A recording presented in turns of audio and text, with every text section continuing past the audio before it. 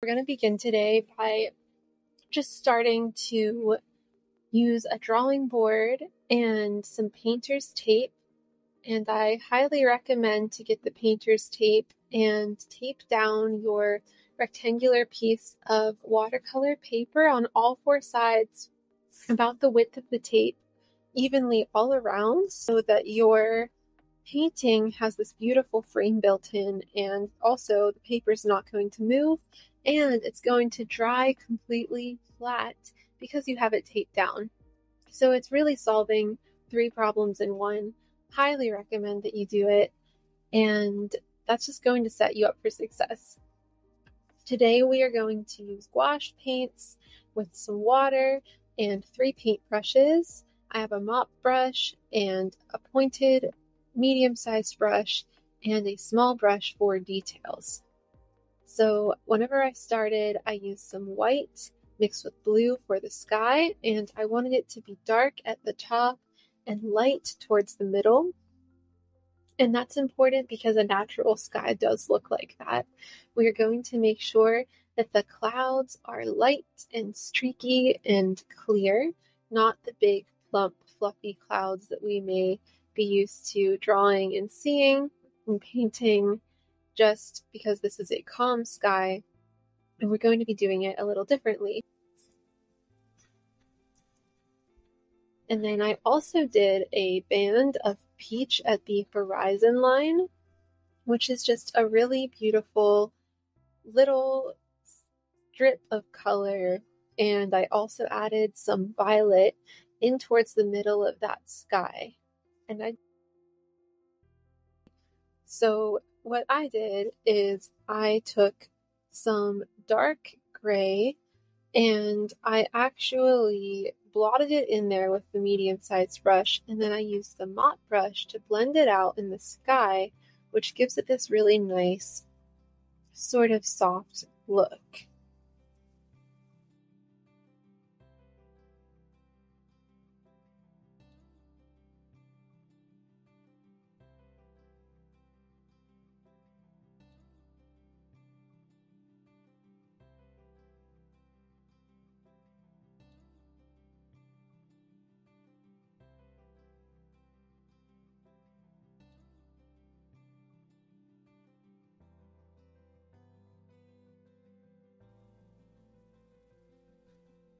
So next, what I'm going to do is, of course, I'm just going to add a little bit more white to the center of that sky, so it's kind of the focal point and looks more natural.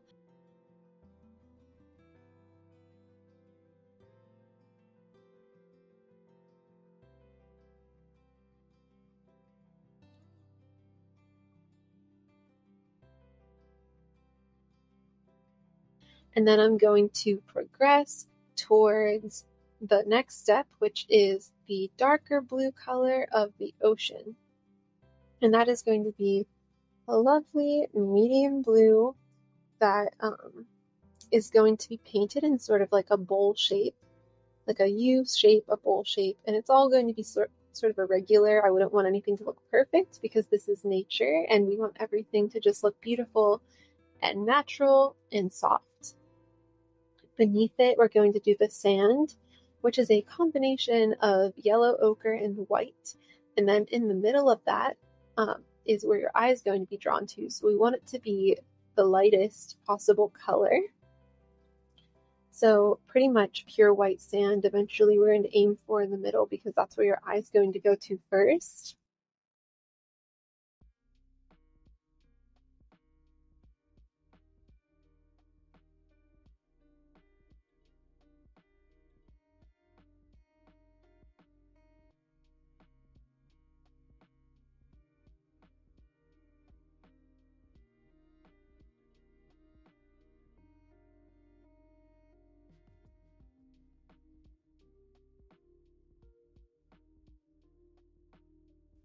And I'm going to dip that color down just a little bit before I add this yellowish green, which is sort of framing the sand area on either side. And I'm going to leave a band of white beneath that so I can add in some darker color and shadow, and then do more of the light green beneath that. in a U shape as well. I'm going to add a little bit of black to that color and then do a strip of shadowy grass right beneath it and then fill in the bottom with that darker green as well.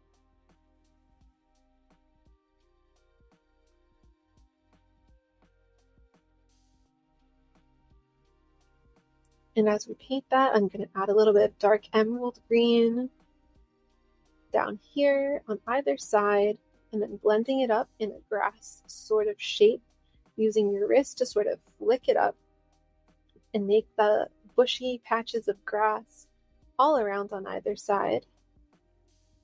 You see my hair popping in here. I apologize. I'm working on making sure I don't do that anymore. Don't want to block your view. So continue making those grassy shapes, brushing it up and making it look nice and bushy. I added some whitish green in there too. And now I'm adding some pinkish colors to the cliffs.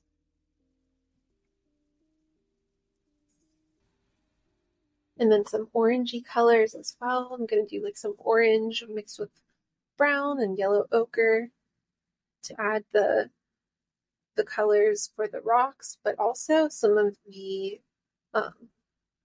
succulent type plants that grow here. The sides of the cliffs are usually covered with them. And then I'm doing a little bit of purpley, beigeish gray for the rocks here.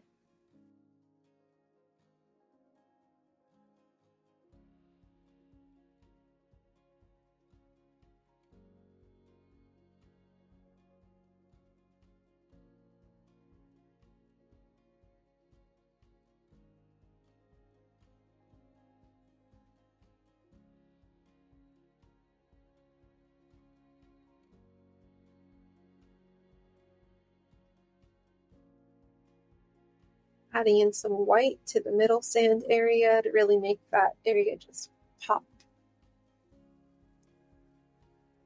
Some white on top of these rocks because that's where the sun hits and that's where the seasons and the years and time has weathered them, and the wind and sand has kind of exfoliated them, so you want them to sort of look wrinkled and old.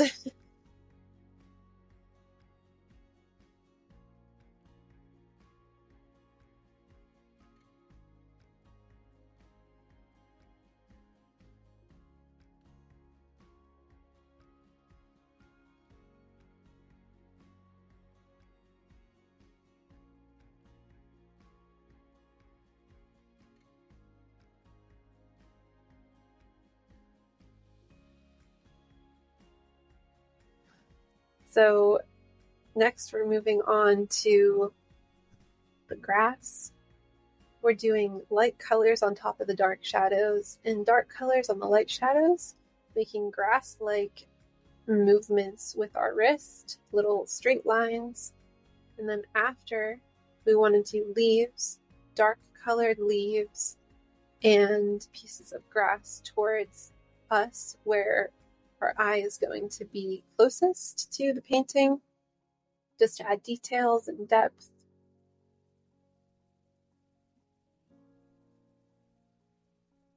Then we're going to get some yellow mixed with white and put it right in the middle and make some grass-like shapes to show you where the sun is coming in. And then we want to mix some lilac, some blue with purple, and spot the landscape with it for flower shapes, making them bigger as they get closer towards us. And then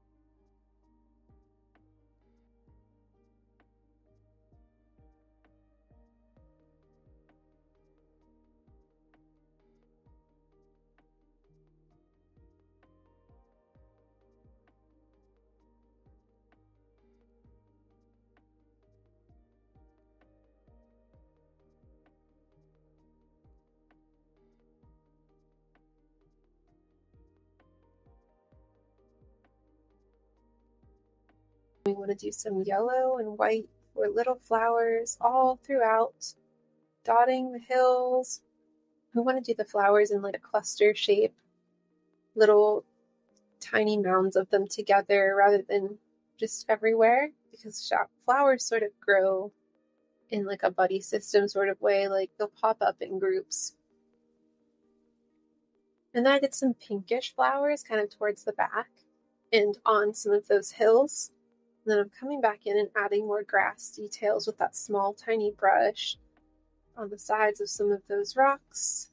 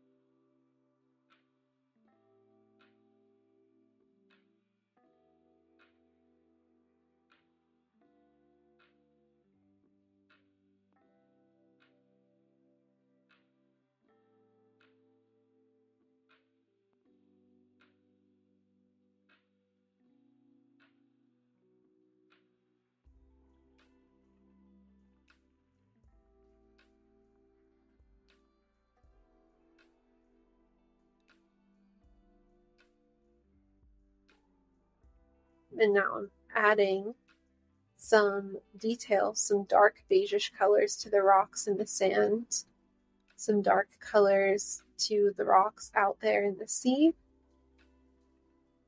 We want them to be a little darker towards the bottom and lighter on the top. And now I'm adding details to those rocks to make sure they look natural, some wrinkles on them, some creases, some shadows.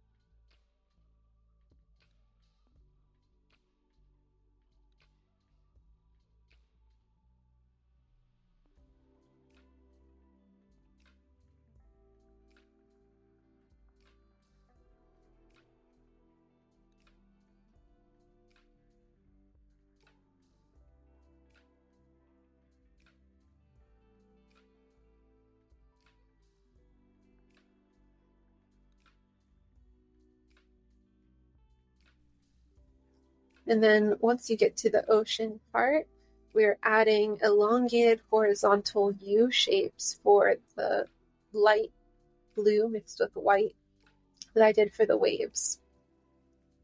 Where they crash up against the rocks, it's going to be white and foamy. And where they crash into each other, it's going to be lighter in color as well. So make sure you're paying attention and just kind of edging the bottom of those rocks with that white color.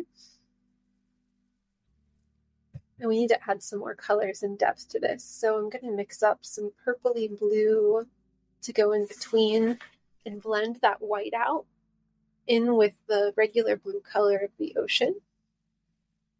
And it's going to be a little darker. And as you can see it coming together, it really just adds so much depth and dimension to the ripples of the waves. And then I added a little bit more blue out far along the horizon to make it a little darker. I brought the water up to the shoreline too, and I just added some water to my brush and blended them together so it looks like some water sort of spilling up onto the sand, which I thought was kind of a nice touch. And here I am just, again, I just keep blending, adding more of those three main colors to the water and just trying to make it look as natural and wave-like as possible. Not something I'm super experienced with, but we're just gonna try it and see what happens. Adding especially just that white color to the bottom and edges of rocks, so it looks like the waves are kind of crashing against them. It's going to give you a very authentic look. And then towards the end, I sort of started messing with the sky a little bit more. I added some more dark colors and I blotted it out actually because I thought it was too dark. And you can always do that. You keep a napkin or a towel nearby so you can just blot out any excess mistakes that you do. You can always repaint over it. That's what I love about gouache and watercolor, is that you can always go over it or water it down and just try again if you feel like you really messed up. And adding in more details to the rocks, to the sand. My last touch that I'm going to do is just adding centers to those flowers in like a very dark blue, and it really just brings them together. Dotting in between and giving them all that lifelike look. Another thing that I did do is added a couple yellow dots all throughout to complement the purple and to make it look like there were a few different types of flowers growing. You can always go back in and do that.